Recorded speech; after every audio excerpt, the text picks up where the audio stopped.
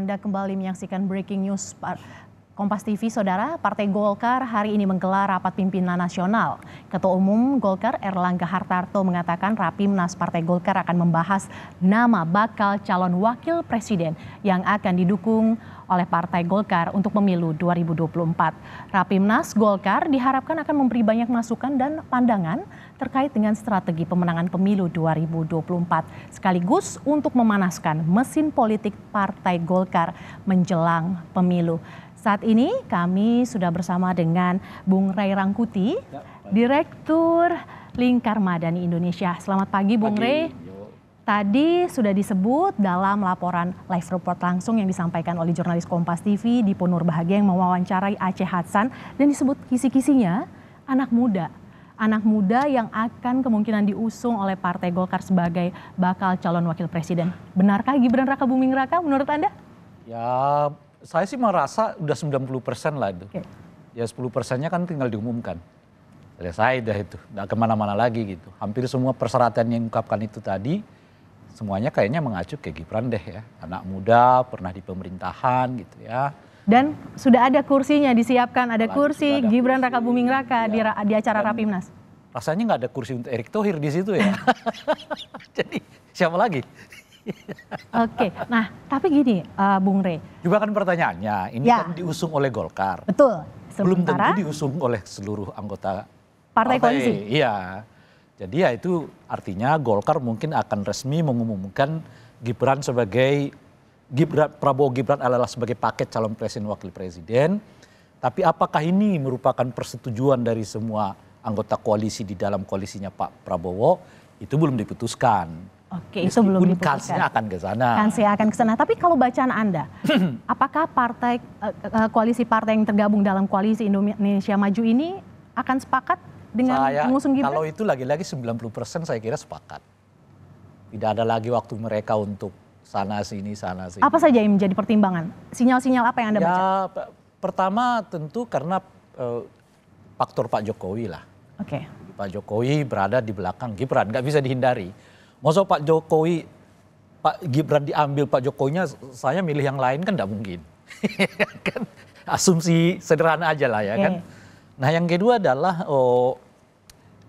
kenyataannya efek dari Prabowo Gibran itu, meskipun tidak yang tertinggi, tapi tetap ada. Karena yang tertingginya di beberapa survei tetap pasangan Prabowo dengan Erick Thohir kan. Itu yang selalu tertinggi. Yeah. Tapi Prabowo dengan Gibran itu ya sebetulnya masih yang kedua ataupun yang ketiga gitu. Nah tapi tetap ada kemampuan untuk menjaga suara di situ gitu. Nah yang ketiga menurut saya adalah kemungkinan mereka untuk menggait pemilih kelompok milenial kan gitu.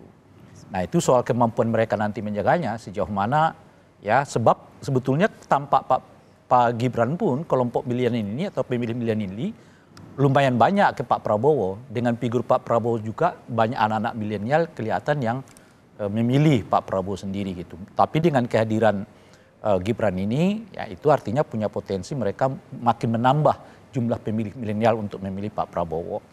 Nah yang keempat tentu saja masuk di basis Jawa Tengah yang itu merupakan basis utamanya Ganjar Pranowo gitu. Dengan memecah suara mungkin akan masuk ke Pak Prabowo gitu.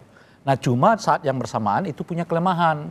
Apa kelemahan? Kelemahannya itu karena mereka sama sekali kelihatan sekarang tidak memiliki figur untuk di Jawa Timur. Gitu. Nah mereka di Jawa Timur ini kelihatan tentu sudah ada dua di sana. Ada Caimin dan juga ada Pak Mahfud. Nah Pak Prabowo sepertinya belum memiliki figur yang cukup kuat untuk masuk ke Jawa Timur. Jadi beliau ambil fokus mungkin di Jawa Tengah, sedikit tentu tetap digarap ya, cuman di Jawa Timur ini karena mereka tidak mendapatkan figur yang tepat, nah mungkin sedikit mereka nggak terlalu ngotot gitu, sambil yang saling bersamaan mereka akan kelola di Jawa Barat. Jadi Jawa Barat asumsinya kalau untuk Jawa mungkin Gerindra ataupun Pak Prabowo ngincarnya Jawa Barat, ngincarnya Jawa Tengah. Kalau Jakarta dan Banten itu kan Anies Baswedan gitu ya. Nah di Jawa Timur ini kemudian yang mereka akan kosongkan. Kosong dalam pengertian bukan tidak digarap, akan tetap digarap ya gitu. Tapi tidak menjadi prioritas. Tidak, ya? Mungkin juga akan prioritas mereka, tapi menurut saya mereka jauh lebih realistis lah Di Jawa Timur itu, Hitung-hitungannya ya. iya di Jawa Timur itu kan kita nggak punya figur gitu. Di sana lagi pula, kalaupun ada figurnya di sana udah ada Caimin, ada juga Pak Mahfud gitu. Oke, di Jawa Tengah untuk memecah suara Ganjar Pranowo, Pak Ganjar seperti itu, Gibran yang kemungkinan akan diusung. Seberapa efektif mengusung Gibran sebagai bakal calon wakil presiden untuk merebut suara Jawa Tengah? Ya ini kalau kita lihat survei sebenarnya ya, survei di beberapa tempat survei itu, sebetulnya kalau Gibran itu diasumsikan karena Pak Jokowi, mayoritas pemilih Pak Jokowi itu sebetulnya ke Ganjar gitu. Kalau kita lihat survei. Nah tetapi boleh jadi untuk tetap menjaga tidak keseluruhan pemilihannya Pak Jokowi itu ada ke Ganjar, maka figur Gibran itu dimunculkan gitu. Nah oleh karena itu soal seberapa besar kemampuan Gibran meraup suara di Jawa Tengah itu, saya jujur nggak tahu karena saya tidak lihat ada survei khusus untuk melihat itu gitu ya. Sejauh mana infiltrasi Gibran untuk mendobrak katakanlah misalnya dominasi Pak Ganjar di Jawa Tengah itu. Cuman kalau kita lihat dari konfigurasi ya, pemilih nasionalnya gitu ya, umumnya pemilih Pak Jokowi itu justru milihnya Pak Ganjar. Sekalipun kemudian sudah dipasangkan Prabowo dengan Gibran gitu. Jadi umumnya tetap pemilih Pak Jokowi itu hampir 80-50% seingat saya dalam satu survei dinyatakan itu bahwa mereka lebih memilih Ganjar Pranowo. Sekalipun sudah dipasangkan tuh, dipaketkan gitu. Dengan paket ada Gibran di belakang Pak Prabowo gitu. Ada kabar-kabar soal dinasti politik seperti itu dengan kemarin putusan MK yang dianggap memberi karpet merah kepada Gibran. Apakah menurut Anda ini tidak menjadi pertimbangan Golkar untuk akhirnya tetap mengusung Gibran karena MK sudah memutuskan seperti itu? Tentu itu merupakan bagian dari pertimbangan mereka, tapi kenyataannya kalau mereka tetap umumkan ya mereka mengambil jalan ini, gitu. Bukan jalan yang sebaliknya kan. Saya kira reaksi setidaknya dari 200-an lebih intelektual, rohawanian, budayawan, ya, cendekiawan dan seterusnya itu yang kemarin mendeklarasikan maklumat Juanda itu tidak dianggap enteng tentu saja bukan hanya oleh Golkar tapi boleh jadi Pak Prabowo macam-macam. Tapi boleh jadi mereka udah menghitung dan mengkalkulasi efeknya sehingga dengan begitu mereka tetap dalam rencana ini yaitu mendorong Gibran sebagai calon wakil presidennya Pak Prabowo gitu. Sebab itu kita bisa baca dari tiba-tiba nama ET kembali naik saat itu kan. Begitu menjelang pembacaan putusan permohonan judicial review itu.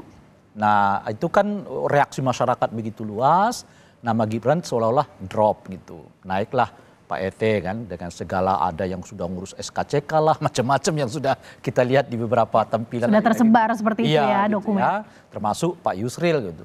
Tapi mungkin setelah 2 hari ya, itu kan tanggal 16 ya. 18, 19 ya sampai hari ini 21, khususnya tanggal 19 ke 21 itu nama Gibran naik lagi. Artinya mungkin Pak Prabowo dan koalisinya udah membaca kembali bahwa daya getar penolakan terhadap isu dinasti itu hanya kuat sampai tanggal 19 itu gitu.